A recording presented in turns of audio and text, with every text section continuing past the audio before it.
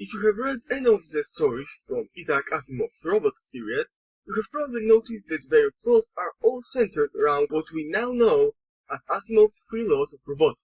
Today I'll tell you exactly how crucial they are to the structure of the tales they are featured in, and why.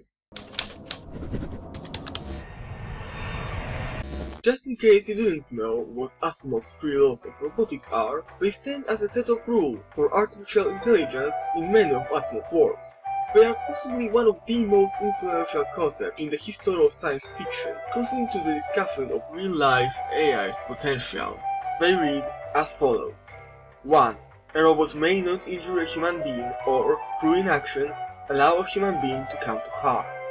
2. A robot must obey the order given it by human beings except when such orders would conflict the first law. 3. A robot must protect its own existence as long as that protection does not conflict with the first or second laws. You can already see that we are dealing with interlocking elements with a potential for some interesting interactions. Throughout iRobot, Asimov constructs more and more elaborate puzzles using these pieces, all while introducing new elements to keep readers interested. The way he does that would probably make for a good episode of its own, but where it gets really interesting is when the 3 rules are modified.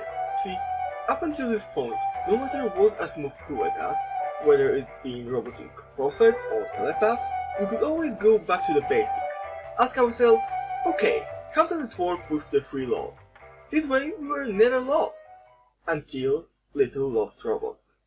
In this story we learn that the machines used in a uranium mining facility had their first law modified so that they would abandon the part about inaction. Let me emphasize how important it is. Imagine you are playing a video game where you've been taught that no matter what, the enemies can't pierce your shield. All of a sudden, one of the enemies can. No warnings, no explanations, nothing. Or you are reading a fantasy novel, where it's explicitly stated that magic cannot be used underwater. Soon enough, the protagonist is in the clutch and he or she does just that, whether it's for a cheap, surprising outcome or plain old Deus Ex Machina. We, as readers, feel cheated, and Asimov knew that would happen. That's why, from the beginning of the story, the character of Susan Calvin goes into great lengths to tell us what's the problem and what is the new rule set. Actually, Susan is standing there as a reader.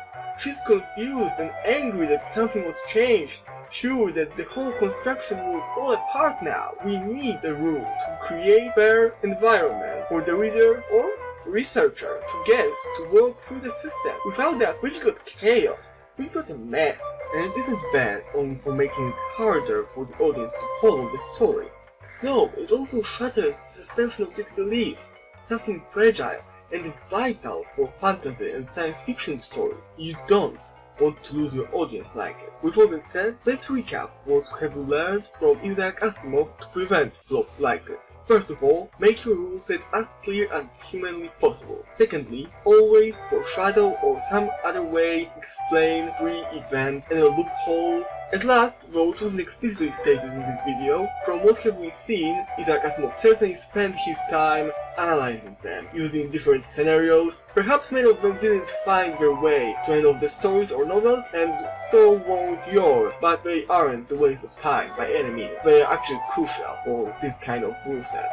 Thanks for watching. If you liked the video, give it a like, subscribe to my channel for the next episode of Postwork. Thanks for watching.